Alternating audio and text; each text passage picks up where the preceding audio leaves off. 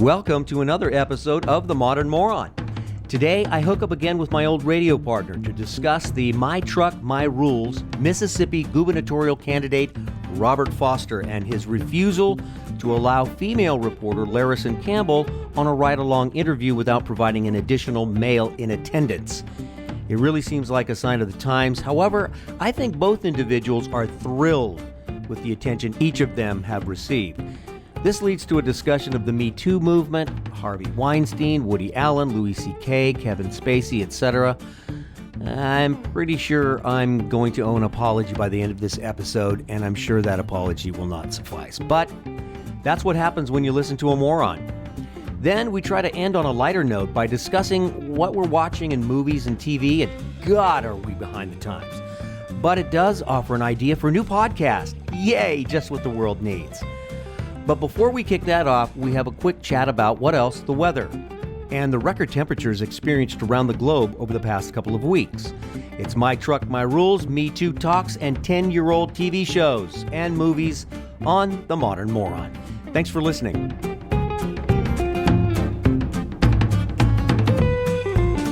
Is this as boiling hot down in the Inland Empire as it is up here? It's disgusting. It's really hard to take. Yeah. Is it over 100? Oh, it's been. And the worst thing is I'm from Ohio and was kind of used to the humidity, but not anymore. And I couldn't understand, why does this feel so much worse? It's been more humid. And I'd forgotten what that felt like. Right. Somebody told me today that it's 107 in France or Paris, but their average high is in the 80s. So none of their buildings are air conditioned. Oh my God. So it's like that much worse because there's no escape from the heat. I have friends that live in Anchorage, Alaska, and it was 90 degrees there about a month ago. And man, if you don't believe in global warming, and one day's temperature does not equal data, but that scares the heck out of me. I'm like, it's only getting worse. Yeah. It was in the 90s in Anchorage, Alaska. They'd never had it that hot there before? As far as he knew, no. Wow. They liked it, but, for them, it was novelty. Yeah, it's novel for, a day or two, but, year after year. Right. And then, I guess, I don't know. Maybe we're going to all have coastal property soon. We're melting down, bro. So the first story I wanted to talk about was the woman in Mississippi who wanted to interview. Do you know the candidate? It was Mississippi, correct? Yeah. Okay. Do you know what office he was running for? He is running for governor, and he's currently a state rep in the Mississippi House. And she requested, I believe she's a local reporter for USA Today, and wanted to go on a ride-along. Does that mean like what's a day in the life of a candidate? It was a one-day ride-along, yes. Okay. And he said, my truck, my rules. Right. She said, okay. And he said, if you're going to come along, you've got to bring along another male or female? A dude. You got to bring along another dude. A dude, yeah. And then her quote where I couldn't listen any further was, so I've got a couple of things to say here. First of all, like you said, it's your truck, it's your rules. Why is it my responsibility to make you feel comfortable about something that, that again, as your campaign director said on the phone with me, is this weird request that you have? Why is it my responsibility to make you feel comfortable? And my immediate response is, because you're the one that wants the interview. That's why. Right. If made on that particular quote, because at this point, she's mad. You're saying she's mad, therefore sort of reacting emotionally? Exactly. And that was one quote from one interview. And this thing had wheels. This was an international story. Her name is, I forget her first name. We'll call her Campbell because that's her last name. Mm-hmm. And she is, he knows who she is. She's well-known locally. She covers local politics. Mm-hmm. Mm-hmm. And I actually agree. My truck, my rules in this particular case. What made it blow up big, though, was there were two different levels to this. One was his thing was at first, my wife and I have the Billy Graham rule, the Mike Pence rule, the rule that says that you don't be alone with another person, another female, without a witness, basically. Mm-hmm. He walked that back a little bit and made it a little bit more palatable to more people and made it about, well, what if it looks bad? You know, the optics, Mm-hmm. the look of propriety, Right. which was probably a better argument. Frankly, either one of those arguments works in this case because my truck, my rules is perfectly fair. He has the absolute right to do that. Agreed. So that's the basic setup on the whole thing. Mm-hmm. She is super gay. She's like, Oh, she is. oh yeah, she's and everybody knows that. Okay. She's a very open lesbian. Okay. I did not know that. I did not know that. When he said my God says that I shouldn't be, my thought was, dude, you don't even need to go that far. You had your bases covered when you said my rules, my truck. Additionally, Right. if you consider the climate of impropriety and how quickly things can get misinterpreted, dude, you're just covering your ass. I thought that was a smart move. Well, it's smart if you take it again at this particular level. But the guy he went too far. If he'd have just stopped right there, he'd have been okay. What did he do that in your mind or perception take it too far or overcompensate? Bring it in religion? Actually, it's more gender. And here's why. The guy he holds public office right now. He's going for governor. He's not going to get it unless evangelical Jesus makes a miracle for him. But if he were governor, and this is true that he can't be alone with a woman, even in a professional setting, that's against federal law. It's actually anti-constitutional. How so? The same reason that gay marriage just became legal in all 50 states. You can't treat in a professional setting, you can't treat somebody differently because of gender than you would otherwise treat them. In other words, if he would invite one of his staff members to a very important lunch and they're male, but he wouldn't dream of inviting his female staff member because she's female, that's where it gets really sticky.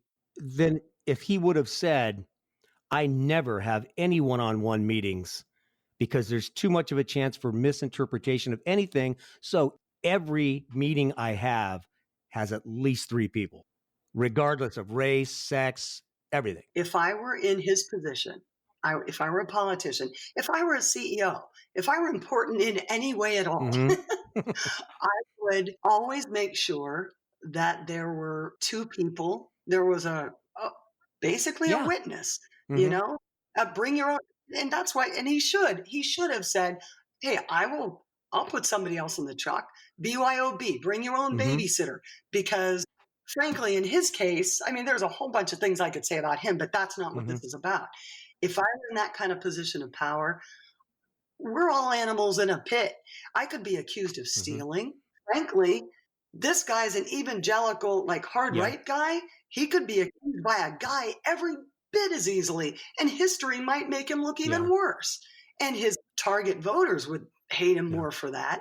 So the problem here was that the big scary chick is who he can't be alone with.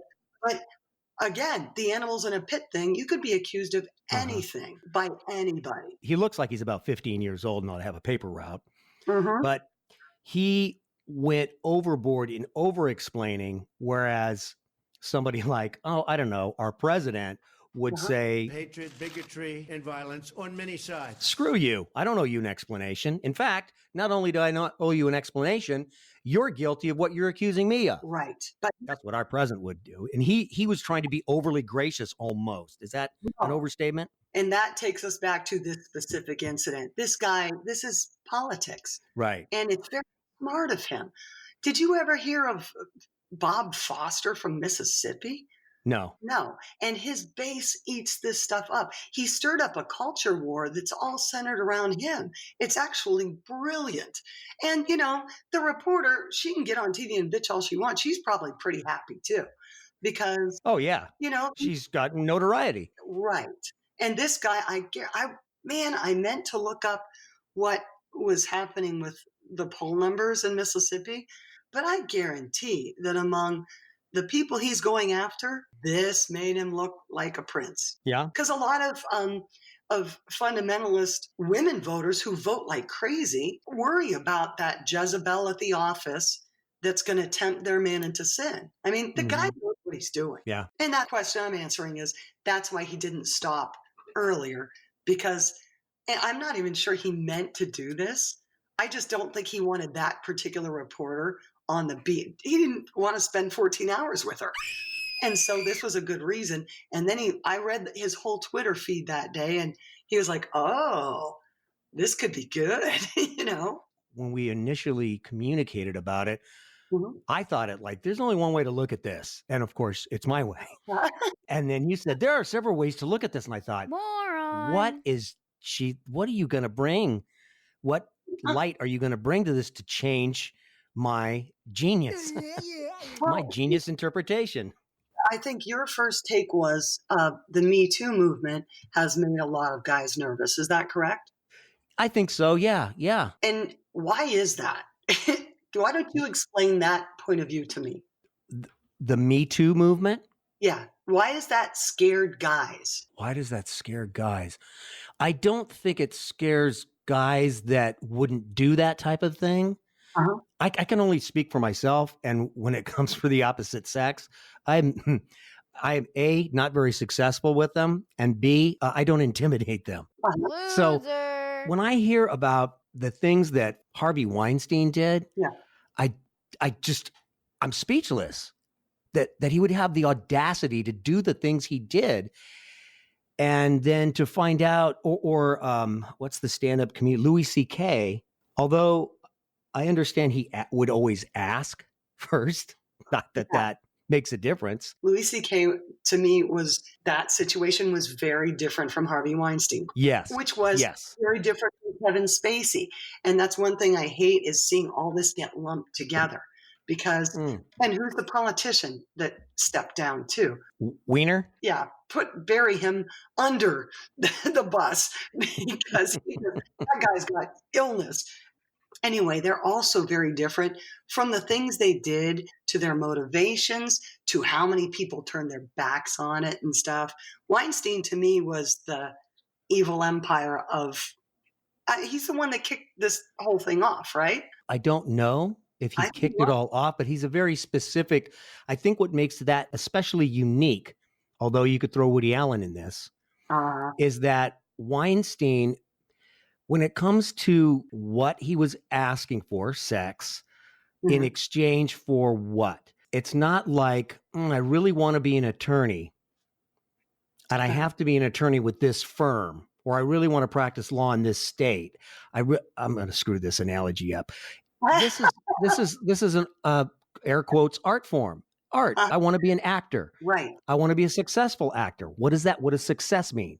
Well, it probably means your name above the title. It means you make this much money, although sure, money comes into it. But it's your dream. Yeah. And this pig is standing in between you and your dream.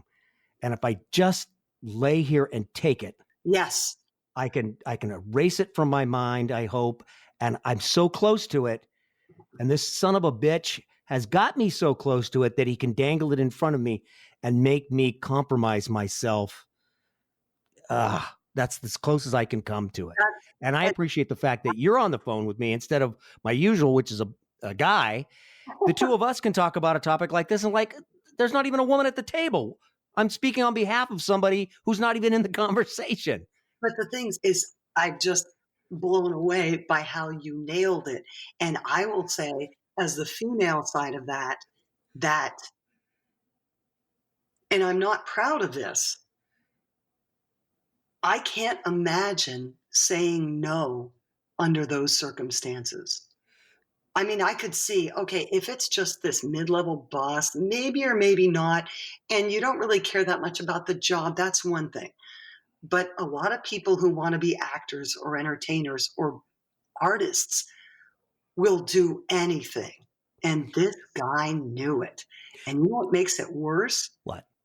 All the women who would have never done it unless he was able to make them feel like it was going to lead to something.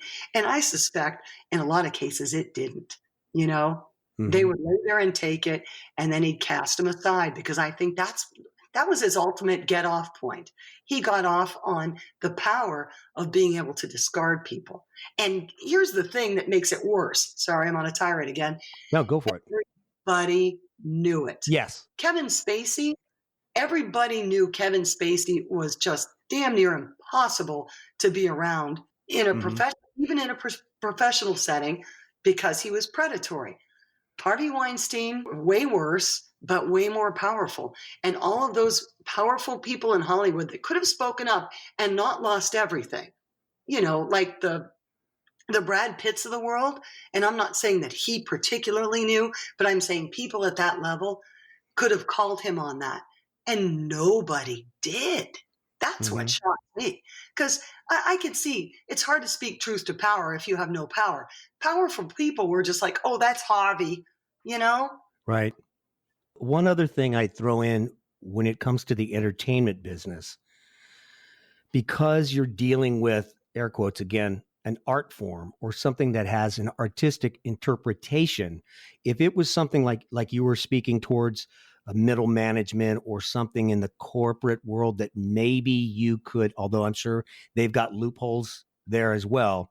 But when you're talking about movies, you know, film, TV, all that stuff, there's an artistic license. Yeah. We decided to go with someone taller.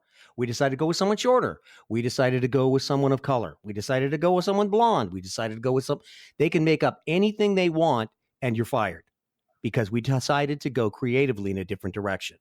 And you don't have to justify it in any way, shape, or form. I think it should stay that way. Art is art.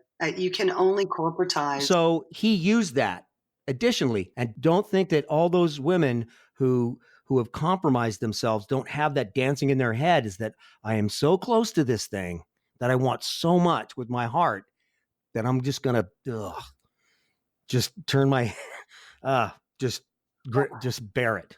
I didn't think about that. The fact that he could use that too. Wow. How can we wrap up on the lighter side?